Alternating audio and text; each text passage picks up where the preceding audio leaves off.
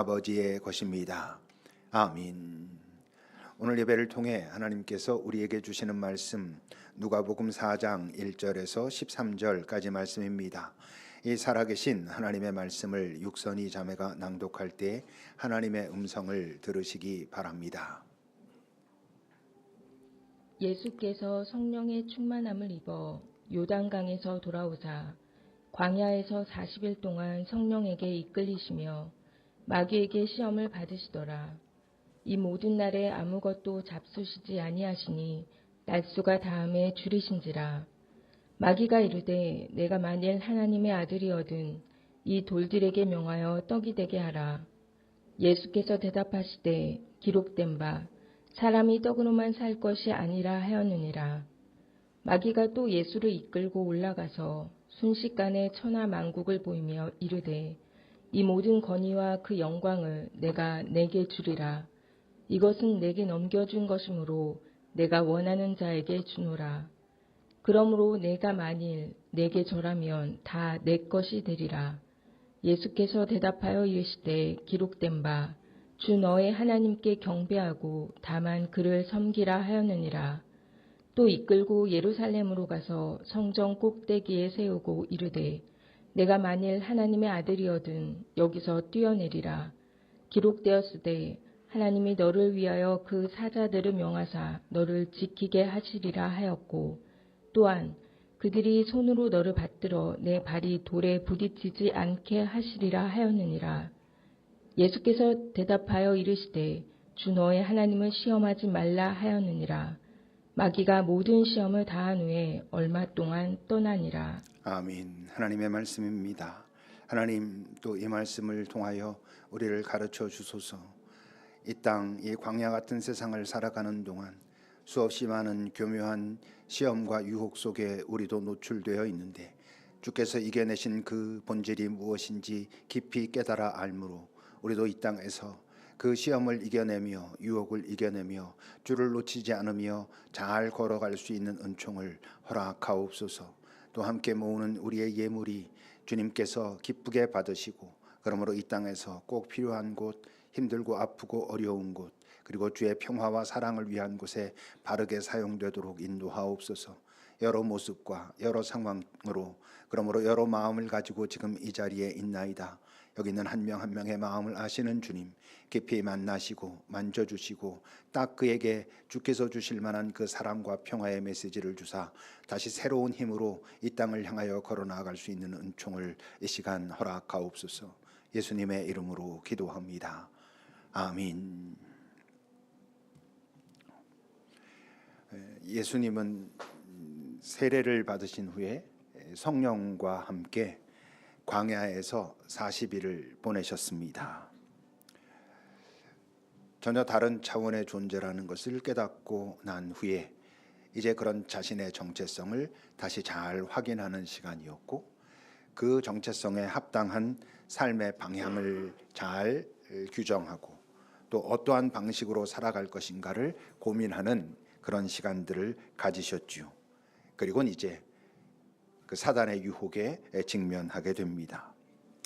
예수께서 이 땅에 오셨을 때 그 사단의 유혹을 받으실 수밖에 없었다는 건 우리도 이 땅을 살아가는 동안 그 수없이 많은 교묘한 그런 시험, 그런 유혹을 피할 수 없다는 것을 의미합니다. 그러니 우리는 이 땅을 살아가는 동안 어떤 결정적인 순간마다 결국 선택의 순간에 놓이는 것이지요. 어떤 지금 이 음성이 사단으로부터 오는 것인지 하나님께로부터 오는 것인지, 다시 말하면 사단의 유혹인지 하나님의 나를 향한 도전이고 두드림인지를 식별할 수 있어야 속지 않고 이 땅에서 살아갈 수 있습니다. 첫 번째 시험이 뭐였습니까? 돌로 떡을 만들라라는 시험이었습니다. 결핍의 문제, 부재의 문제, 삶에 아주 필수품이 부족한 문제도 있지만 이 땅을 살아가며 이것이 나에게도 필요한데 이것을 가지면 내가 조금 더 잘 살 수 있을 것 같은데 라고 하는 그 부재의 문제들, 결핍의 문제들. 예수님은 그 시험을 통해 우리에게 뭘 말씀하십니까?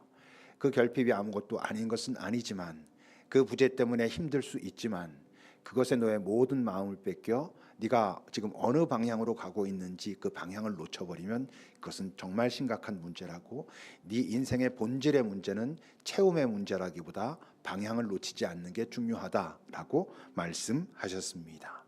그래서 필요한 게 뭐라고? 자족하는 마음. 자족하는 마음은 그저 내가 이것으로 스스로 만족해야지라고 해서 되는 게 아니고, 자족하는 마음은 언제 가질 수 있다고? 그것보다 더 소중한 어떤 소망을 가지고 있을 때, 자기가 꼭 가야 하겠다라고 하는 어떤 것을 알게 될 때, 이런 좀 부족함이 있음에도 불구하고 나는 계속 가야지, 괜찮아, 갈 수 있어.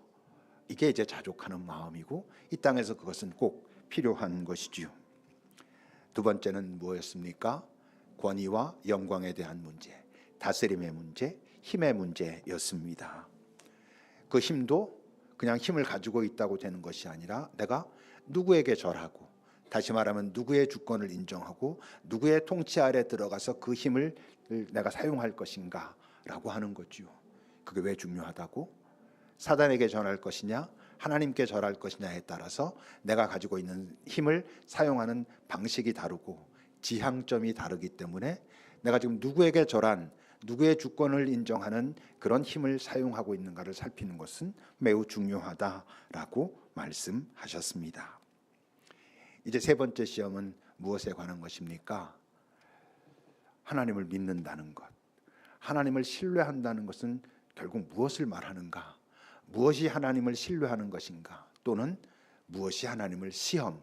이 시험은 템프테이션이라고 하는 유혹을 말하는 게 아니라 테스트, 하나님을 테스트하는 것, 그런 의미의 시험을 말합니다. 오늘 본문 9절입니다. 이제 두 번째까지 시험을 했지만 넘어가지 않는 예수님을 이젠 예루살렘으로 끌고 가서 성전 꼭대기에 세우고는 말합니다. 네가 만일 하나님의 아들이라면 여기서 뛰어내리라. 네가 만약 하나님의 아들이라면, 우리에게는 네가 만약 정말 하나님을 믿는다면, 그래서 그 하나님을 정말 신뢰한다면, 그 하나님을 우리가 보통 하는 말로 잘 믿는다면, 그렇다면 이렇게 해보라 라고 지금 말하고 있는 거지요. 더군다나 지금 어디에 세웠다고? 성전 꼭대기에 세웠다고요. 성전이 어디입니까? 하나님을 의식하는 곳이고, 예수님은 성전을 가리켜서 만민이 기도하는 집이다라고 가르치셨잖아요. 그러니까 사단은 의도적으로 지금 예수님을 그 성전으로 이끌고 간 것입니다. 거기에서 네가 하나님의 아들이라면, 그래서 하나님을 신뢰하고 하나님을 믿는다면 이곳에서 떨어져도 뛰어내려도 불가능해 보이지만, 보통 사람이란 못하겠지만, 하나님을 신뢰하고 하나님을 믿지 않는다면 절대 못할 일이지만, 네가 정말 하나님의 아들이고 그래서 그를 신뢰한다면 이 정도는 믿음의 시도를 할 수 있지라고 말했다고 하는 거지요. 그러면서 뭐라 말합니까? 10절입니다. 기록되었을 때 하나님이 너를 위해서 사자들을 명해 가지고 너를 지키게 하시겠다 하셨고, 또 그 사자들이 손으로 너를 받들어서 네 발이 돌에 부딪히지 않게, 조금도 네가 상하지 않게 하시리라고 약속하지 않았느냐? 그렇게 하나님이 말씀하시지 않았느냐? 그리고 네가 그 하나님을 믿는다며, 더구나 하나님의 아들이라며, 그렇다면 해도 되겠네 라고 유혹하는 거지요. 첫 번째, 두 번째 시험 때 사단은 그냥 이 돌로 떡을 만들어서 먹어라 라고 말했고, 두 번째는 나에게 절하면 이 권세를 줄게 라고 말했었는데, 그때마다 예수님께서 그 사단에게 대적하신 방식은 하나님의 말씀을 통하여 대적했거든요. 그러니까 이제 세 번째는 사단이 오히려 하나님의 말씀을 그 예수님 앞에 갖다 대는 것입니다. 하나님의 말씀이 이렇게 기록되어 있잖아. 네가 하나님을 믿는다며, 그렇다면 이 하나님의 말씀도 받아들여야 되겠네 라고 하는 거지요. 시편 91편이 바로 이 말씀입니다. 그가 너를 위하여 그의 천사들을 명령하사 네 모든 길에서 너를 지키게 하심이라. 그들이 그들의 손으로, 천사들의 손으로 너를 붙들어 발이 돌에 부딪히지 아니하게 하리로다라고 성경에서 약속하셨잖아. 그러니까 네가 이젠 해봐 라고 하는 거지요. 하나님을 너 정말 믿니? 라는 말, 그리고 하나님의 말씀에 이렇게 기록되어 있잖아 라고 하는 말은 자칫 우리를 위축시킬 수 있습니다. 네가 정말 하나님을 믿는다면, 하나님을 신뢰한다면, 하나님 말씀에 순종하는 사람이라면 이라고 하는 전제는 우리가 그 다음에 나오는 얘기는 꼭 해야 될 것 같은, 더군다나 하나님의 말씀을 들이대면서 말이에요. 그러니 여러분, 정말 위험하고 악한 것 중에 하나는 하나님 말씀의 오용, 하나님의 말씀을 왜곡하는 것이 참 악한 것이죠. 그것은 하나님을 믿는 사람들을 망가뜨릴 수 있기 때문에 말씀의 오용, 말씀의 왜곡, 말씀의 무지도 결국 마찬가지입니다. 그것은 참 위험한 일입니다. 이제 그런데 12절을 보면 예수께서 말씀하십니다. 주 너의 하나님을 시험하지 말라고 말씀하셨고 지금 이 순간엔 이 말씀을 적용하는 게 옳아, 이렇게 말씀하시는 거죠. 그러니 생각해 보면 이제 사탄도 답답할 일입니다. 어떤 방법을 동원해서 해도, 그가 가장 약한 때의 약한 부분을 건드리며 해도, 그가 지금 이 세상에서 뭔가 소중한 일을 하려고 하는데 그 소중한 일을 할 때 내가 너한테 이런 힘을 줄게 라고 유혹해도, 그리고 지금 이 말씀처럼 네가 지금 하나님을 정말로 신뢰한다면 이렇게 해봐 라고 해도 아무것도 넘어가지 않으니 참 답답한 일이죠. 이걸 통해서 분명히 우리에게 이 말씀을 하실 거거든요. 뭐냐 하면, 내가 그런 것처럼 너희들도 이 땅을 살며 여러 유혹이 있겠지만 그때마다 오히려 너희들이 그 사탄을 답답하게 만들어야 돼 라고 분명히 권면하실 텐데, 이제 우리의 문제는 사단을 답답하게 하는 게 아니라 하나님을 답답하게 하고 하나님을 탄식하게 할 수 있다는 것이 이제 우리의 문제라고 할 수 있습니다. 이제 그렇다면 예수님은 도대체 이 세 번째 시험을 통해서 우리에게 무엇을 말씀하시는 걸까? 결국 하나님을 신뢰하는 것과 하나님을 시험하는 것, 하나님을 테스트하는 것은 달라. 근데 왜 이게 유혹이 될 수 있겠어요? 하나님을 신뢰하는 것하고 하나님을 테스트, 시험하는 것이 매우 비슷하거든. 이게 구분하기가 그다지 쉽지 않거든요. 오히려 우리가 어떤 말하는 어떤 간절함이 있을 때는 더 이게 구분하기가 쉽지 않거든요. 사실 여러분, 우리가 하나님을 믿으면서, 하나님을 믿는 사람들이 내가 이제부터 하나님을 한번 테스트해 봐야지 라고 생각할 사람이 어디 있어요? 그게 실제로 주님께서 보실 때는 하나님을 테스트하는 것이라 할지라도 우리의 자각 속에서는 어떻게 느끼고 있겠어요? 지금 내 이것이 정말 하나님을 신뢰하고 하나님을 내가 잘 믿기 때문에, 깊이 믿고 그의 사랑을 알기 때문에 내가 하나님 앞에 구하는 거야, 이런 인식을 가지고 우리는 하지만, 어떤 경우 주님께서 보실 땐 이 사람은 그것은 네가 나를 신뢰하는 게 아니라 나를 시험하는, 테스트하는 거야 라고 말씀하실 수 있다는 거지요. 그 대표적인 게 뭡니까?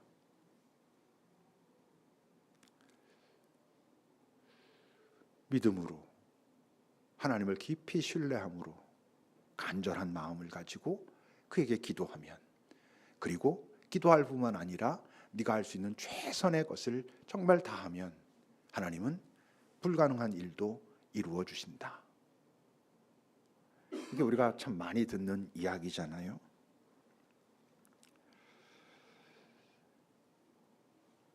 이런 경우가 있지요. 우리가 신앙의 삶을 살 때 이런 경우, 또는 이래야 하는 이런 선택을 하고 이렇게 해야 되는 경우가 분명히 있지요. 하나님을 정말 깊이 신뢰하고 그의 사랑을 알고, 그래서 내 눈앞에 보이는 이 상황이 그냥 보통 우리의 시각으로 볼 땐 불가능해 보일지라도 하나님을 신뢰하고 그에게 기도하고 내가 할 수 있는 나의 최선을 다할 때 하나님께서 함께 하셔서 불가능해 보이는 일을 이루어낼 수 있는 경우가 있지요. 다윗이 골리앗과 싸울 때 하나님을 안다고 하는 모든 사람들도 안 돼라고 말했지만, 다윗은 그때 깨어 있었고 하나님을 신뢰했고 하나님을 알고 있었고 하나님의 영광을 알았고 불가능해 보였지만 해냈지요.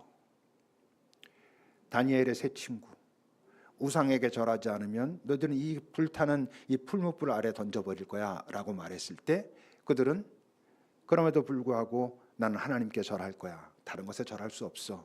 우리가 거기에 던져지고 만약 하나님이 그런 우리를 구하지 않아서, 적어도 그 사건 속에서 개입하지 않아서 우리가 죽을지라도, 그리 아니하실지라도 우린 우상에게 절할 수는 없어 라고 말하고 시도하고 이겼지요.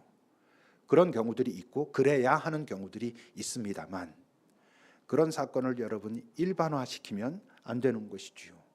더군다나 그런 사건을 일반화시킬 때 지금 말했던 다윗과 골리앗의 싸움, 다니엘 세 친구들의 그 큰 믿음, 정말 진지하고 깊은 믿음을 내 어떤 욕망과 욕심을 관철하는 데 사용하려고 하면 안 되는 것 아니겠어요? 하나님을 간절히 믿고 내가 할 수 있는 최선을 다하면 하나님은 이게 지금 불가능해 보이지만 이건 될 거야 라고 할 수는 없다고 하는 거지요. 만약 여러분 예수님이 이 시험에 넘어갔다면 그러면 사단에게 뭐라고 하며 뛰어내리셨겠습니까?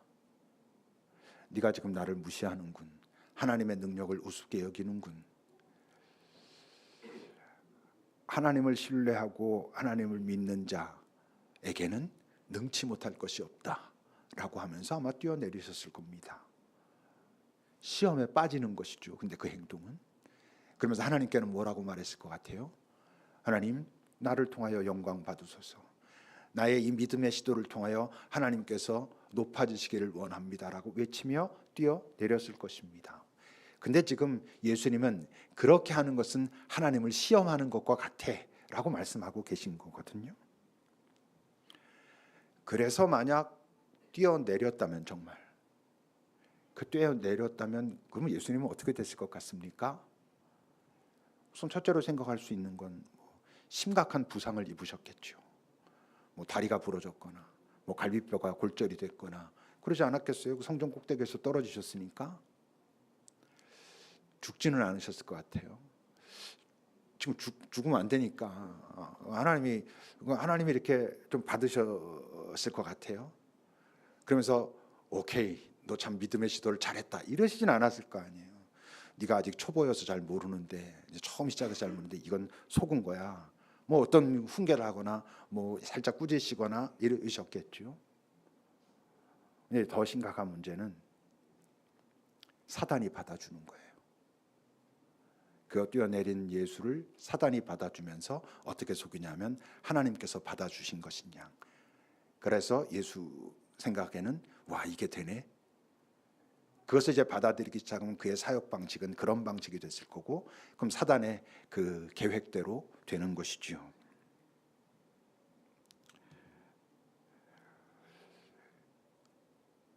그럼 이 세상에는, 교회 안에는 하나님이 기뻐하시지 않는 열매를 들고 와서 하나님을 찬양하고 감사를 고백하는 경우들이 꽤 있을 수 있습니다.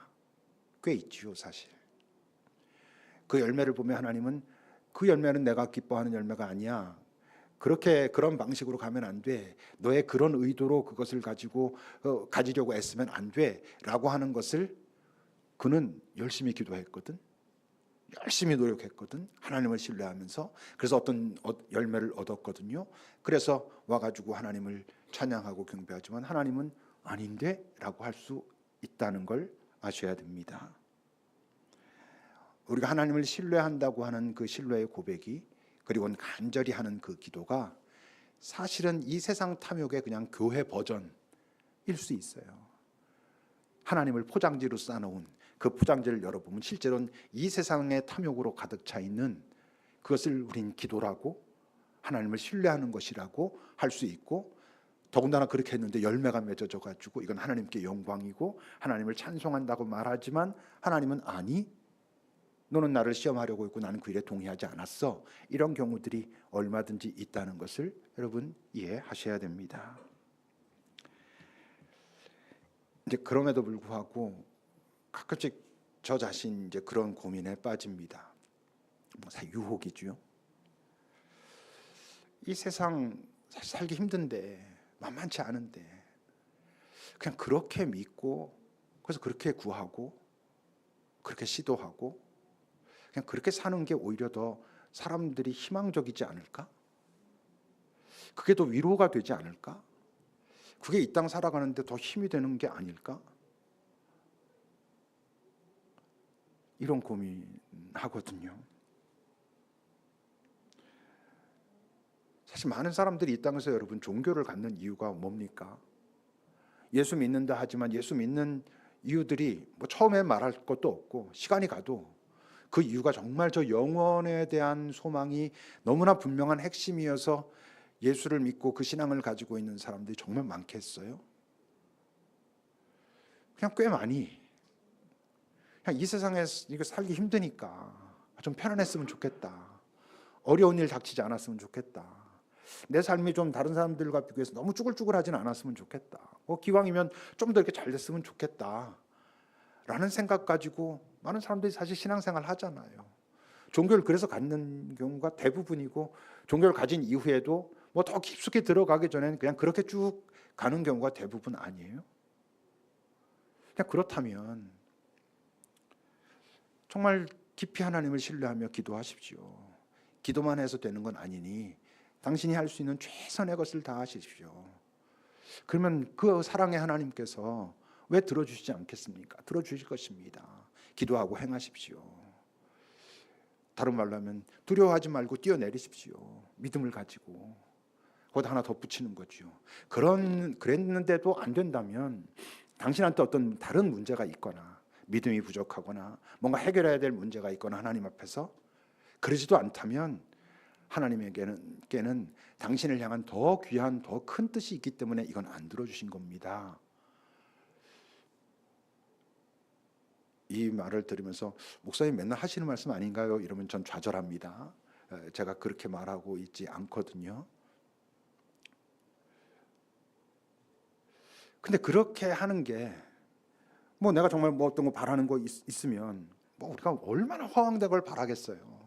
바라는 거 있으면 간절히 기도하고 하나님 도와주십시오 막 해서 하고 되면 오 할렐루야 하고 어떤 열매든 안 되면 이건 뭐 내가 뭐 어떤 걸 살펴야 되지 살피고 그런데도 저기면 하나님이 더 큰 뜻이 있겠지라고 하는 게 참 오히려 지치지 않고 좀 더 희망을 가지고 계속 힘을 내서 이 땅을 살아갈 수 있지 않을까라는 생각을 가끔씩 하거든요. 그냥 그렇게 설교를 하면 사람들이 오히려 맨날 제가 이렇게 뭐 아닙니다, 안 들어주십니다, 뭐 이러는 것 같잖아요. 그럼 와서 맨날 목사님 안 된다는 얘기만 하고 있으니 참 답답하네. 힘들어 죽겠는데 교회 와서도 저런 얘기 들으니 힘이 안 나네. 이럴 수도 있잖아요. 이게 정말 그 의미를 정확하게 알지 않으면. 근데 오늘 예수님이 뭘 말씀하시는 거예요? 뭘 경고하시는 거예요? 이 땅엔, 이 교회 안에는 하나님을 신뢰한다라고 말하지만 실제로는 하나님을 시험하고 있는 경우가 꽤 많아. 그건 자칫 잘못하면 아니라 그렇다면 그건 사단에게 속는 것이야 라고 오늘 우리에게 말씀하시는 거거든요. 근데 이제 문제는 뭐냐 하면 이제 교회에서 그걸 부추기는 거지. 교회 지도자들이 뭐 우리 목사들이 그렇게 많이 말하잖아요. 여러분들도 그렇게 많이 들어왔잖아요.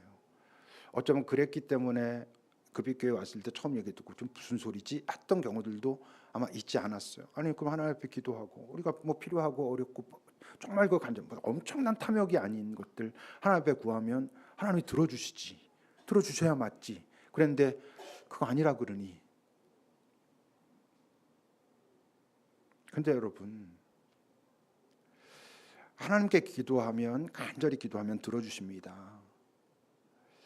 그리고 최선을 다하고 그러면 사랑의 하나님이 왜 우리 당신의 자녀를 이 땅에서 정말 다른 사람보다 오히려 더 잘되게 하시지 않겠습니까? 그게 아니라면 더 큰 하나님의 뜻이 있는 거니까 그런 거 두려워하지 말고 애쓰고 기도하고 그래서 하십시오. 하나님 앞에 충성하고. 이런 그 이야기 속으로 자꾸 빠져들어가고 그걸 따르기 시작하면 그들은 목사에게 절하게 됩니다. 목사가 그들을 지배하게 됩니다. 더 기도해야 되고 더 애써야 되고 더 충성해야 되고 이런 부분 때문이고 이렇게 말하기 시작하면 그 이야기를 듣고 거기에 가스라이팅 당하면 결국 자기도 모르는 사이에 목사에게 절하게 돼 있어요.